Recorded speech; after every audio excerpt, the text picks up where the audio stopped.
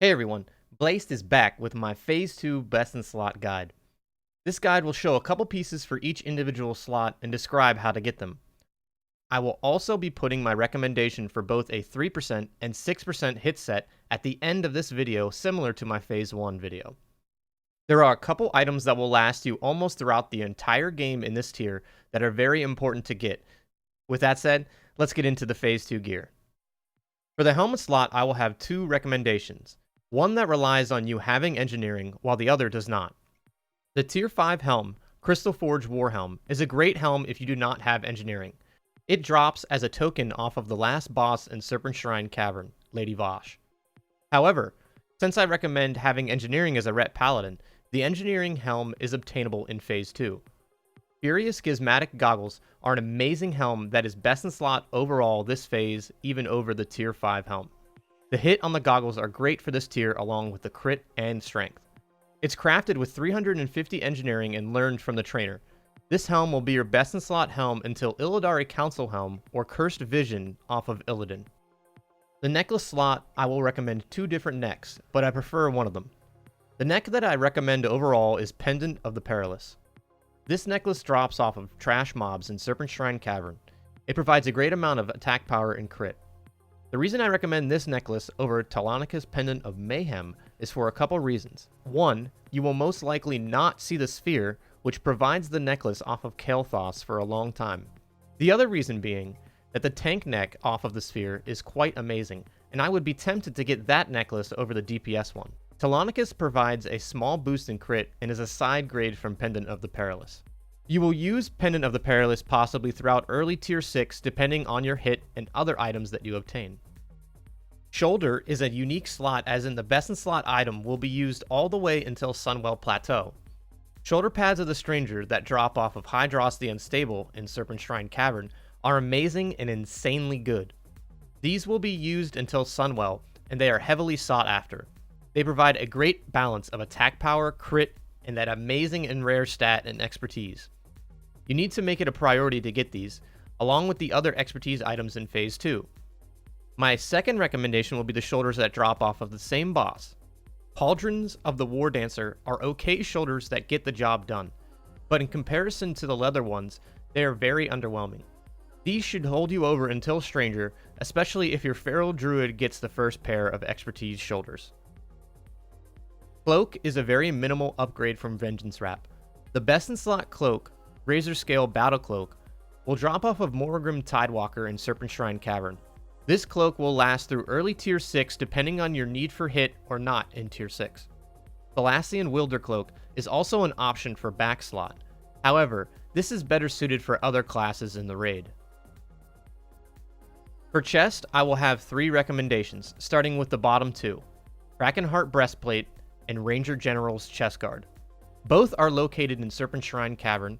Krakenheart Breastplate off of Lady Vosh, and Ranger General's Chest Guard off of Hydros. Choosing between the two depends on if you need hit or not in this slot. Kraken is the hit chest, and Ranger General's is the non-hit chest.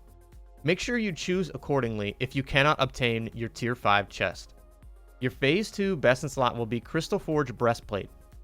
The token drops off of Kael'thas in Tempest Keep, and the chest itself is amazing.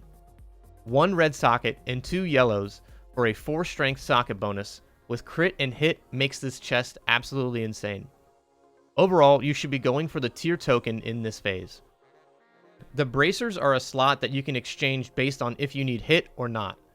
If you do not need hit in this slot, Bladespire Warbands from High King Malgar in Tier 4 will be your best in slot bracers. If you currently need hit, and you have Braces of Eradication from the Lurker in Serpent Shrine Cavern, those will be your best in slot.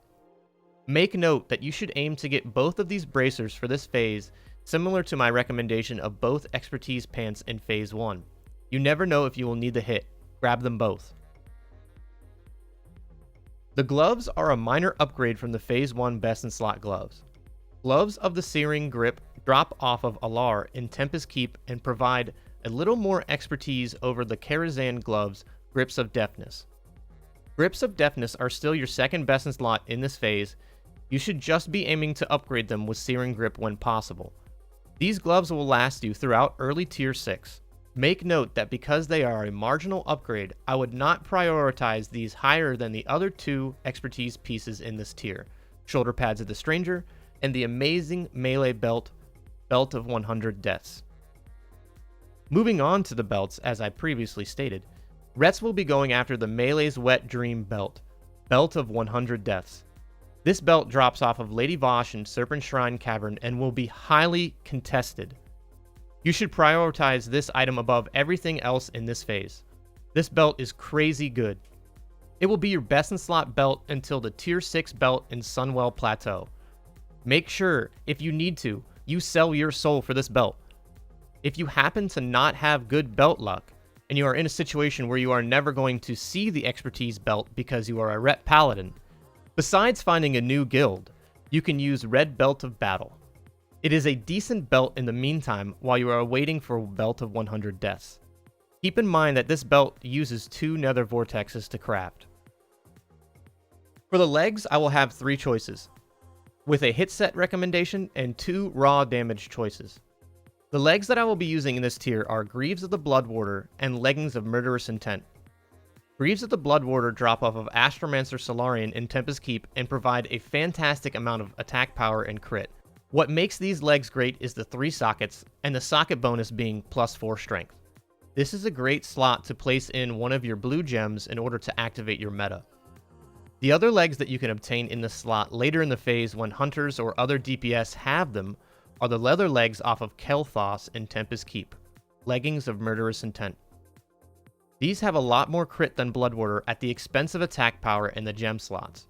I will try to obtain both Bloodwarder and Murderous Intent in this phase, with Murderous Intent looking slightly better overall. My third recommendation is the Tier 5 legs Crystal Forge Greaves. These legs are great in a 6% hit set. If you are going for both a 3% and 6% hit set, I would try to obtain these legs as well. I will also give 3 recommendations for boots. The first ones are the Plate Boots, or Boots of Obliteration. They drop off of Morgrim Tidewalker in Serpent Shrine Cavern and will be the boots I recommend in the beginning of Tier 5. They are plate boots that should see minimal competition and should be fairly easy to obtain. Later on in Tier 5, when your hunters either have them, or you personally have good loot prio, you should be using one of the male boots, Starstrider boots or Cobra Lash boots. The choice is up to you, as their offensive stats are similar. If you want MP5, go for Starstrider. If you want more stamina and intellect, go for Cobra Lash. I personally will be going for whichever lands in my bags first. Your rings will have one staple item, while the other slot is depending on if you need hit or not. The staple ring will be Shapeshifter's Signet from Lower City Exalted. This ring is amazing and will be used until late Black Temple or Sunwell Plateau. If you don't have this ring, make it your #1 priority outside of the raids to obtain it. The second slot ring will be based on your hit. If you do not need the hit, you will be using Ancestral Ring of Conquest that drops off of the Lurker in Serpent Shrine Cavern. This is the standard ring that gives attack power and crit and is a great second slot. If you do need the hit, you should be using one of the available hit rings at your disposal. This can be, in order from best to worst, Band of the Ranger General off of Kel'Thas and Tempest Keep, Ring of Lethality off of Hydros in Serpent Shrine Cavern, or Ring of 1,000 Marks off of Prince and Karazhan. Make sure to pick up one of these rings just in case you need it. Trinkets are something that I get asked about a lot. Your best in-slot trinket, one that you will use all the way until Sunwell, and all game if you are human, is Dragonspine Trophy. This drops off of Gruul in Tier 4 and is similar to Belt of 100 Deaths, something all melee players want terribly. You should be bending over backwards to obtain this trinket above all others. This is my heaviest recommended trinket. The second slot is up for discussion. If you are fighting an undead or demon boss, you should be using Mark of the Champion from Naxxramas.